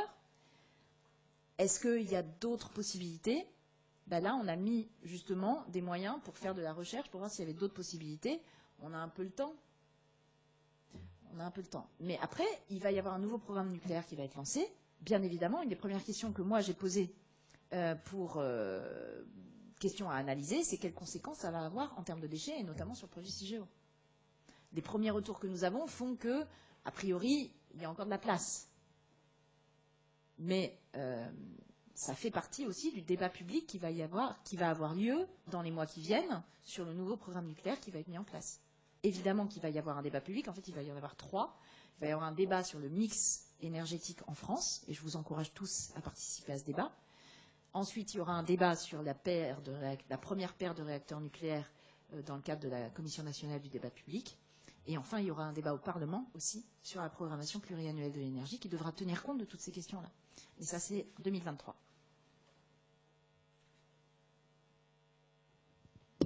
Bonsoir Madame la Ministre, je ne sais pas si vous m'entendez, je suis juste devant vous, en rouge. Oui. Voilà.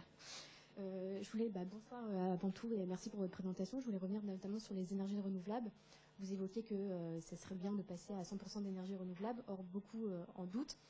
Et notamment sur la taxonomie, j'ai vu que dans l'un des critères pour mettre le nucléaire en énergie durable, c'était justement que les permis de construire soient émis avant 2045. Du coup, on n'est pas vraiment sur le court terme, on commence déjà à aller sur le temps long. Donc, est-ce que vous pensez que 100% d'énergie renouvelable, c'est possible à long terme et donc pas dépendre que du nucléaire dans les 8 ans à venir? Et ma deuxième question, elle concerne plus justement, vous avez parlé d'inclusion.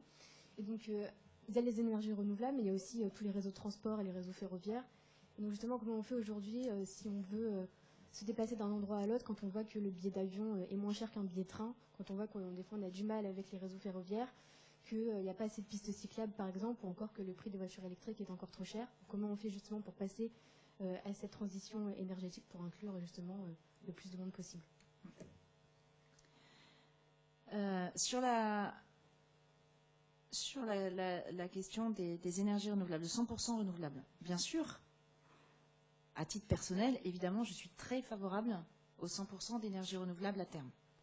Le problème des énergies, on parlait du problème du nucléaire. Le problème des énergies renouvelables, c'est que elles sont moins facilement pilotables que du gaz, a fortiori du charbon, ou même du nucléaire, même si le nucléaire n'est pas si facilement pilotable que certains disent, mais c'est plus pilotable, c'est vrai. Donc, les renouvelables, ce qu'il faut, c'est, pour pouvoir avoir 100% renouvelable, il faut plusieurs choses. D'abord, il faut diversifier les sources de renouvelables. Il ne faut pas avoir qu'une seule source d'électricité renouvelable ou d'énergie renouvelable en général. Donc il faut qu'on ait du renouvelable, de l'éolien offshore qui ne fonctionne pas au même moment parce qu'il faut du vent, du photovoltaïque, il faut aussi du biogaz, il faut en faire même s'il y a un problème d'utilisation des sols auquel il faut être attentif. Il faut l'hydroélectricité, il faut la biomasse aussi. Pour faire de la chaleur plutôt d'ailleurs que de l'électricité. Mais donc il faut avoir un panel large. Une fois qu'on a un panel large, on réduit les risques. Le problème, c'est que malgré ça, il peut y avoir des moments où on peut être coincé parce qu'il y a cette forme d'intermittence. Pour résoudre ce problème-là, il faut développer le stockage. Et les réseaux. On a aussi un sujet de réseau, parce que nous, on a un réseau en France qui est hyper centralisé, parce que c'est le réseau des centrales nucléaires, donc on a des grosses routes comme ça. Et donc, il faut travailler à avoir un réseau qui soit plus adapté à des renouvelables. Donc, on y travaille. En ce moment, ça prend du temps et c'est très cher, mais je pense qu'il faut le faire. Et donc, une fois qu'on aura géré la question du stockage, c'est-à-dire qu'on aura des systèmes de stockage qui sont performants, on peut le faire par l'hydrogène. Il y a des stockages d'hydrogène qui sont prévus, même si, comme beaucoup de stockages, il y a des rendements. Le rendement de l'hydrogène en stockage n'est pas parfait, mais enfin, il a déjà le mérite d'exister et de se tenir et de ne pas se perdre, parce que les batteries, ça se vide au fur et à mesure. Au moins, l'hydrogène, ça ne se vide pas. Et donc, moi, je pense que quand on aura résolu ces problèmes de réseau et de stockage, en fait, je crois que la question du nucléaire ne se posera plus du tout de la même manière. C'est pour ça que moi, je suis plutôt... on verra dans 20 ans, 30 ans.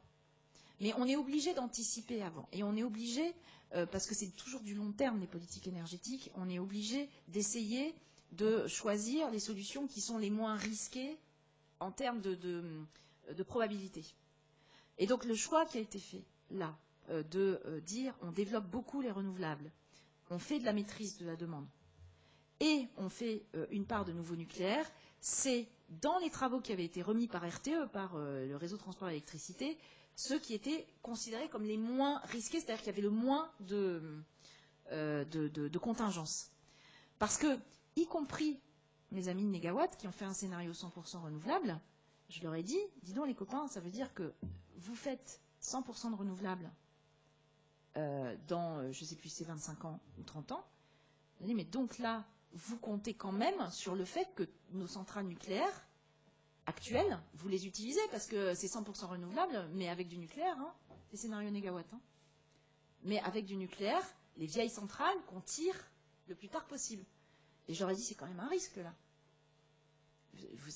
C'est quand même un risque, c'est une hypothèse avec un risque. Et ils m'ont dit oui. Oui. Moi aujourd'hui, j'ai 10% de mes centrales nucléaires qui sont arrêtées parce qu'il y a des problèmes, parce qu'elles vieillissent. Donc c'est une question de risque. Donc quand on regarde ça, avoir quelques nouveaux réacteurs pour pouvoir, y compris tenir dans la distance, je pense que c'est quelque chose qui permet de réduire les risques, parce que s'appuyer uniquement sur le parc actuel me paraît être porter un certain nombre de risques. Et sur les transports, etc., vous avez raison. On a mis en place une réglementation pour faire en sorte qu'on essaye de privilégier le transport en train plutôt que l'avion quand on a des distances qui sont objectivement très courtes.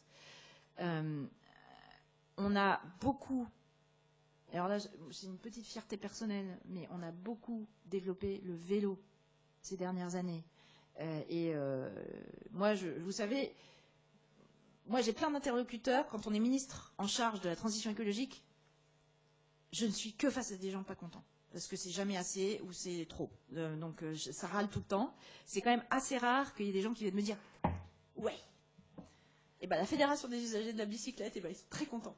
Donc je me dis qu'au moins, il y a eux et puis ceux qui défendent de la cause animale avec ce que j'ai fait sur les animaux de cirque. Mais eux, ils sont contents et ils me disent, sur le vélo, on a investi, objectivement c'est vrai, qu'on a fait des investissements qu'on n'avait jamais fait avant. On a multiplié les pistes cyclables. On a développé le coup de pouce vélo qui a permis à beaucoup de se remettre sur leur vélo. Alors la crise Covid a aussi facilité de ce point de vue-là. Hein. Il faut aussi être humble. Hein. La crise Covid a aidé parce que les gens hésitaient à retourner dans les transports en commun. Donc ça a aidé. Mais aujourd'hui, un des transports alternatifs qui a le plus avancé sur ce quinquennat, c'est le vélo. Sur le train, on est en train de mettre en place des financements très lourds sur le ferroviaire et sur le fret ferroviaire aussi, pour rattraper des années et des décennies où on n'a pas assez investi. Le problème de ça, c'est que c'est très long. Parce que les investissements sur le ferroviaire, d'abord c'est très très cher, et en plus ça prend du temps, parce que même si on mettait, c'est pareil, ça moi j'entends des gens, mais vous avez qu'à tout faire tout de suite. Non, on ne peut pas tout faire tout de suite, parce que il faut séquencer. Même si on a plein de gens qui disent, allez, on va s'y mettre, on fait des grands travaux, d'accord, mais ça veut dire que pendant 6 mois, il n'y a plus de train nulle part. Ça veut dire qu'on arrête toutes les circulations de trains. Parce que ça ne se fait pas comme ça. Alors certainement qu'on peut optimiser. Petit mot à SNCF Réseau s'ils m'entendent. Mais il y a aussi un retard qu'il va falloir rattraper et qui va prendre du temps. Après, sur les prix, on a fait un travail avec la SNCF pour qu'ils baissent leurs prix. Il y a eu des baisses de prix. J'ai bien conscience qu'on n'en est pas encore au bout. Mais en tout cas, on a refusé de faire de la publicité.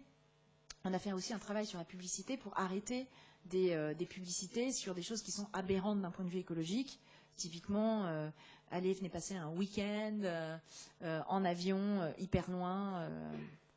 Ça fait aussi partie des politiques à mettre en place.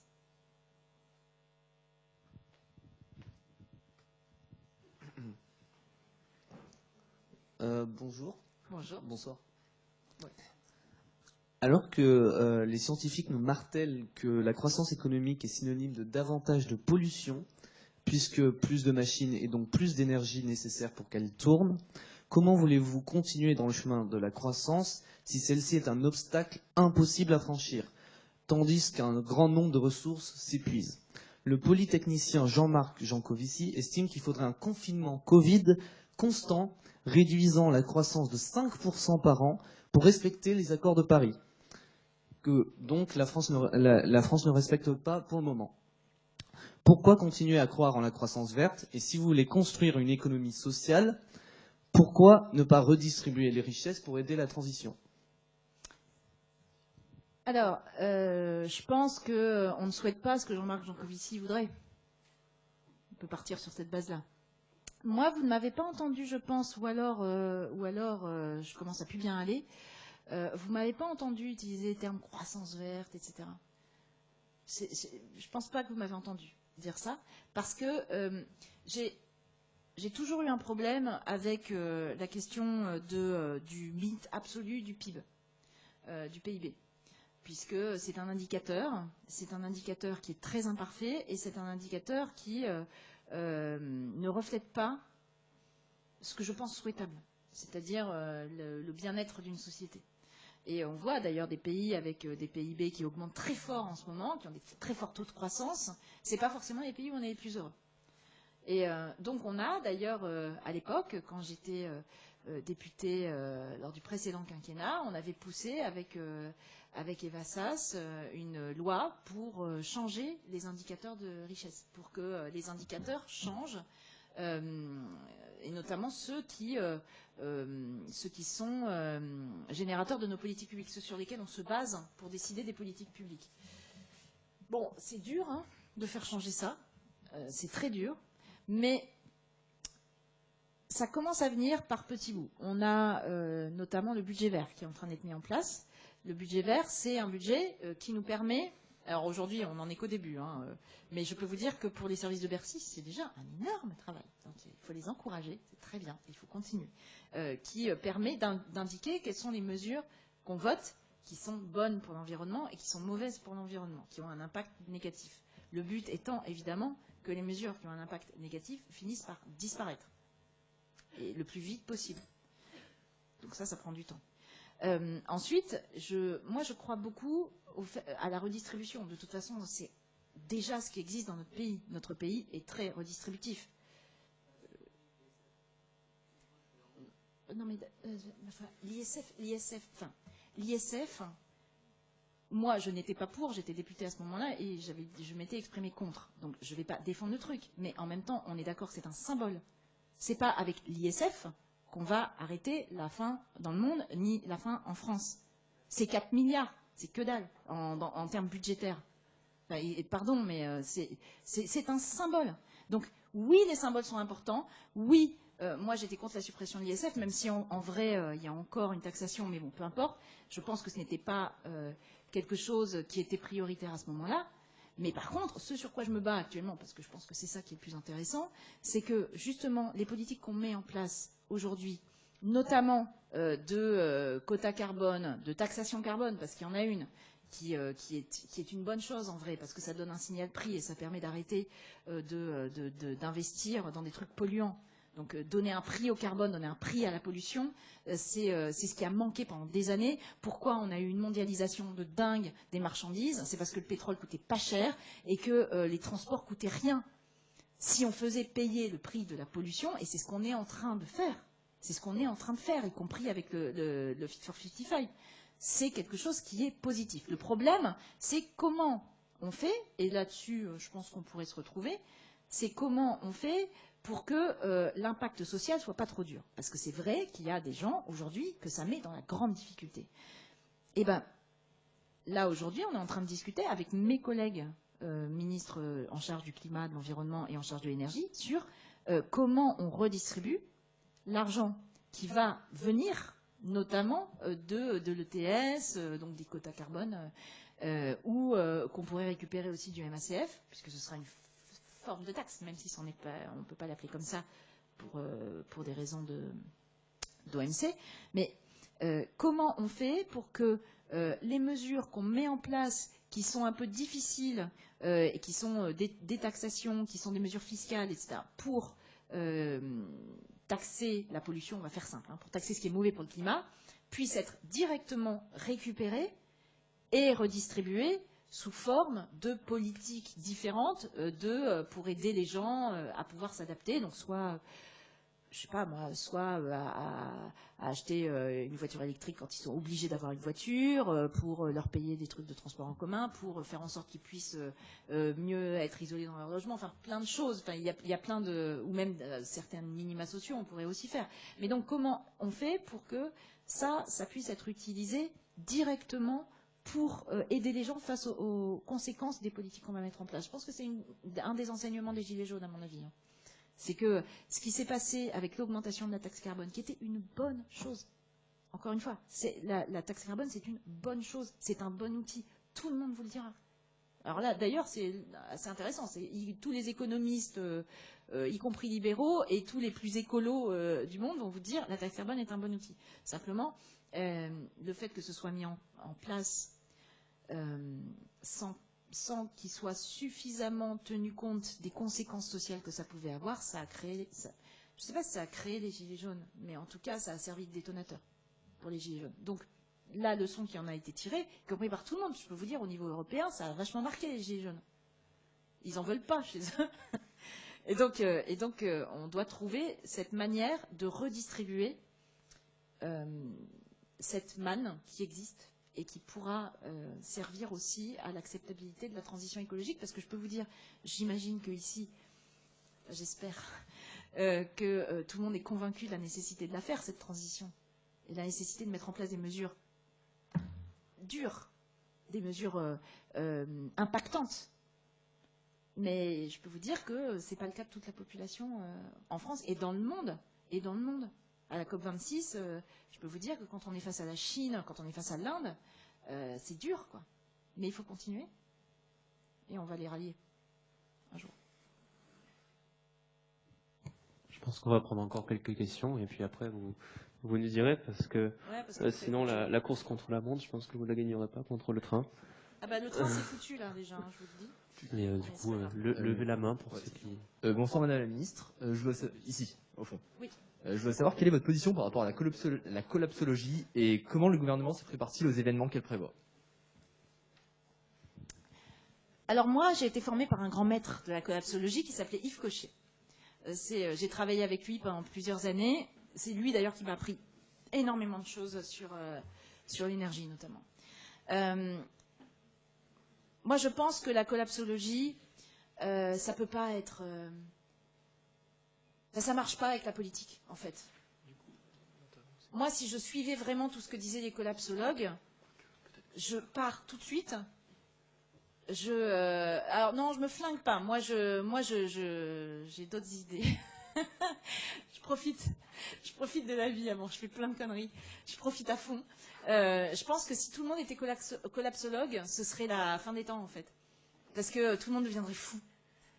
Et tout le monde dirait mais plus rien à foutre, quoi. De toute façon, on est tous foutus, on va tous crever, donc allons-y, on pète tout. Et je pense que ça deviendrait l'anarchie la plus totale. Alors je pense qu'il y a des gens à qui ça pourrait plaire. Mais moi, quand je travaillais avec Yves Cochet, que je bossais avec lui, ma fille, elle avait... je sais plus quel âge elle avait, mais elle devait avoir 7-8 ans. Et je disais, mais putain, moi j'ai un enfant, je suis une maman, je peux pas. Je peux pas.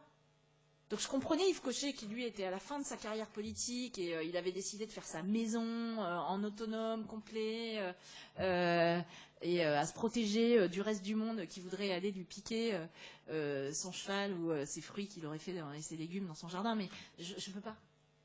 Donc je peux pas.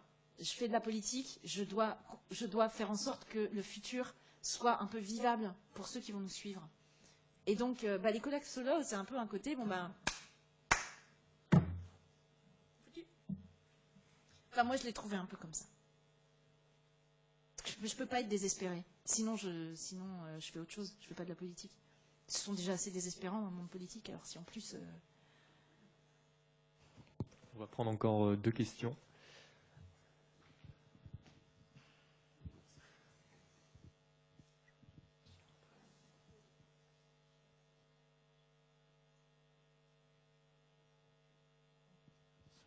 Voilà, là, ça marche mieux. Bonsoir. En fait, j'avais une question, encore une fois, sur la crise climatique. Et Par rapport au fait que et le rapport du GIEC là, qui est sorti il y a quelques jours nous rappelle que c'est vraiment quelque chose d'urgent et que même au niveau de la France, en fait, tout ce qui est proposé en termes de chronologie, etc., c'est très lointain, la neutralité carbone en 2050, ce genre de choses, etc. Et les récentes crises, la crise ukrainienne, la crise sanitaire, nous prouvent aussi que quand il y a une crise urgente justement qui arrive, on peut prendre des décisions fortes, on peut appliquer des choses fortes politiquement et très, très dures, quoi. Est-ce qu'il ne serait pas temps en fait de prendre la crise climatique comme quelque chose d'urgent et de s'en occuper réellement maintenant et voilà, de mettre les choses en place vite pour qu'on essaye d'avoir un futur à peu près potable. Voilà. J'aurais envie de répondre oui. Oui, il faut le faire le plus vite possible. Moi, je me bats, et d'ailleurs, j'invite, appel à la population, j'invite tous ceux qui veulent qu'on agisse plus vite à m'aider à développer les renouvelables, notamment. J'insiste lourdement là-dessus, mais j'ai eu pendant un bout de temps le sentiment de me battre très seule sur ça, alors que c'est un des enjeux absolument essentiels. Il faut aussi baisser les consommations, hein, allez-y, et il y a des politiques à développer un peu plus que ça, c'est souvent un impensé politique, je suis complètement d'accord. Mais on ne fera pas sans les renouvelables. J'insiste lourdement sur tous les renouvelables. Et donc, moi, quand je me bats toute seule face à des gens assez puissants médiatiquement qui essayent de dégommer et de défoncer les énergies renouvelables, quitte à faire douter un certain nombre de mes collègues politiques, c'est un des combats, pour moi, les plus difficiles. Les plus difficiles. Et ça nécessite effectivement de sortir, d'aller sur le terrain, d'aller rencontrer les associations anti-éoliennes, d'aller voir les gens, leur dire non, on en a besoin et nous on est pour. Parce que c'est ce qui fait que ça n'avance pas assez vite, ce qui fait qu'on est énormément en retard sur les renouvelables en France. Je crois qu'on est le pays le plus en retard d'Europe sur les renouvelables. Et on va se payer en plus des contentieux si on continue. C'est certainement dû au fait qu'il y a trop de gens qui pensaient que le nucléaire allait résoudre tous les problèmes. Je pense que toute personne qui a 3 sous de jugeote maintenant se rend compte que ce n'est pas le cas. Mais ils sont encore très puissants. Et ces gens-là empêchent de développer les renouvelables. Donc, si on veut avancer sur les renouvelables, il faut que tout le monde soit convaincu. Donc moi, je fais une campagne pour convaincre tout le monde. Allons-y. Hier, j'étais avec Valérie Masson-Delmotte, qui est donc une membre très éminente du GIEC et qui est venue me présenter le rapport avec 3 collègues scientifiques qui ont fait le rapport avec elle. Qui ont fait le rapport qui est sorti lundi dernier. Je leur ai posé la question sur les renouvelables. Parce que ce qu'on m'envoie dans la figure à chaque fois, c'est vous cassez... Alors, il y en a qui disent vous cassez les paysages, d'accord. Mais il y en a aussi beaucoup, oui, vous tuez la biodiversité avec vos éoliennes qui tuent des oiseaux, avec... etc. Vous l'avez tous entendu. Les scientifiques qui étaient en face de moi m'ont dit... moi, je leur ai dit, voilà, donc je suis embêtée parce que soit je sauve le climat, soit je sauve la biodiversité, selon ce que disent certains. Et ils m'ont dit très clairement, ils m'ont dit, mais les renouvelables... Leur impact sur la biodiversité, il existe, il faut faire attention, mais leur impact sur la biodiversité, il est minime par rapport à ce qui est en train de tuer la biodiversité aujourd'hui. La biodiversité n'est pas tuée par les renouvelables, même si on en met plein. La biodiversité, elle est tuée par le réchauffement climatique, elle est tuée par la surexploitation, donc la surpêche, etc. Elle est tuée par le fait qu'on tue les espaces de vie, par exemple en faisant de la déforestation. Elle est tuée par les trafics d'espèces, elle est tuée par les espèces exotiques et envahissantes. C'est ça qui tue la biodiversité, c'est pas les renouvelables. Donc maintenant, si je pouvais vous demander de vous mobiliser pour un truc, c'est ça. C'est l'urgence. Vous voulez qu'on aille vite, c'est ça qu'il faut faire. Et là, je parle en France. Après, il faut le faire aussi dans tous les autres pays. En ce moment, on a des enjeux en Afrique, on a des enjeux dans un certain nombre de pays qui ont besoin de faire leur transition, tout simplement parce qu'ils ont le droit aussi. Ils ont le droit d'avoir un peu d'électricité, ils ont le droit d'avoir de l'énergie.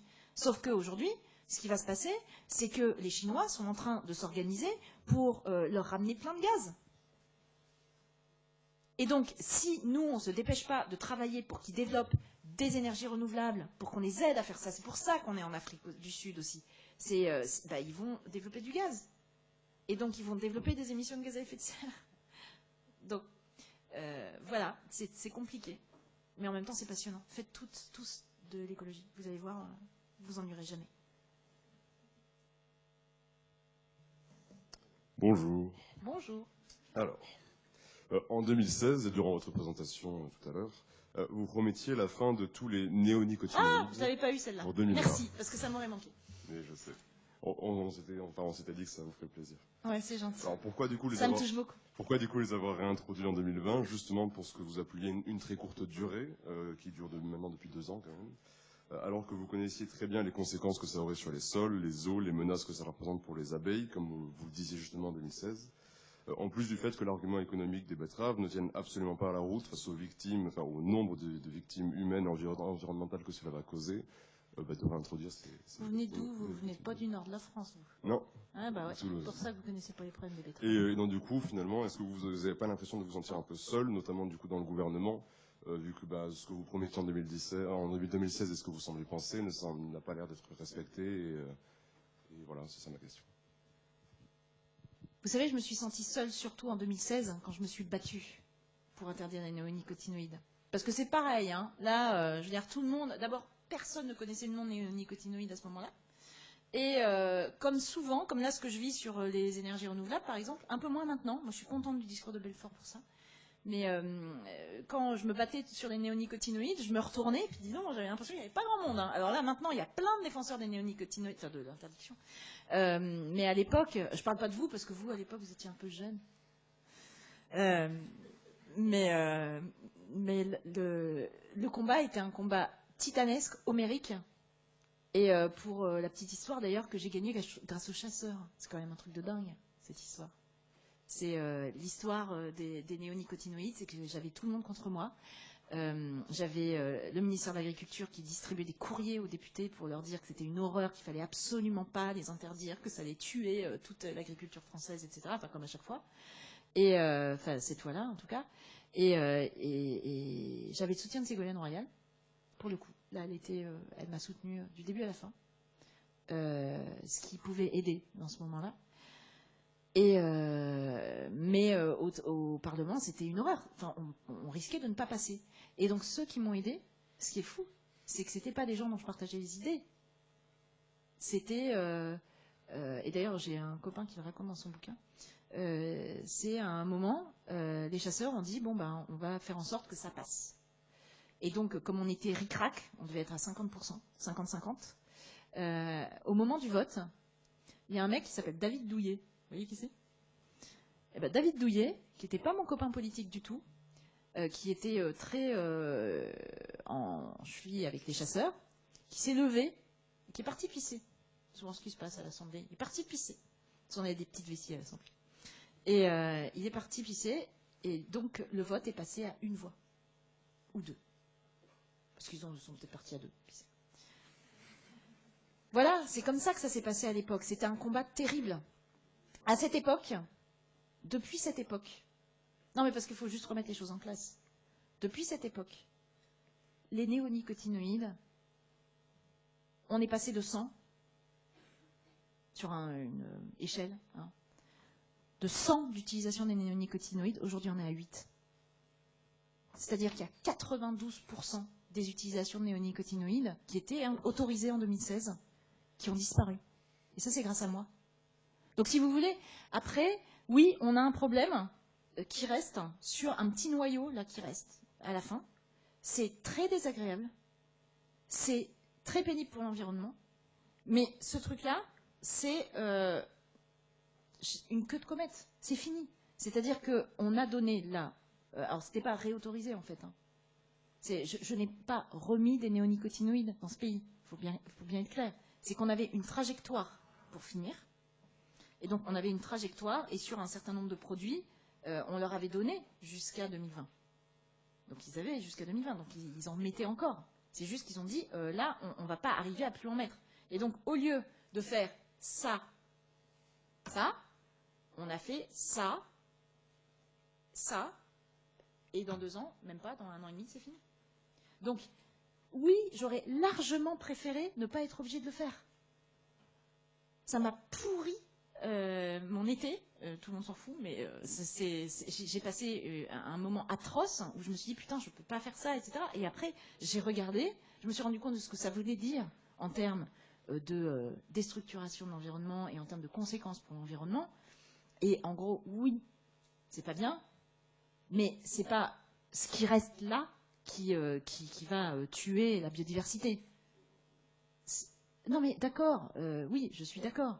Mais aujourd'hui, il y a des choses qui tuent beaucoup plus la biodiversité que ça. Je veux dire, la question, soyons clairs, la question des néonicotinoïdes en France, c'est terminé.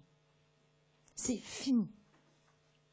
Donc, juste, on a un petit retard sur la fin. Mais c'est fini. Allez voir les autres pays, hein, déjà. Parce que si vous vous intéressez à la biodiversité, il ne faut pas regarder que ce qui se passe en France. Allez voir les autres pays. Ils ne sont pas tous au même niveau, hein, loin de là. Donc, c'est fini. Je suis très fière parce que quand enfin on aura fini le dernier centimètre qui reste, je pourrai dire ça, c'est moi. Et j'en serai très fière. Très très fière. Ça fera partie de mon bilan, tu vois, quand j'aurai fini. Et oui, il y a un contretemps. Mais la transition écologique, il faut arrêter de croire.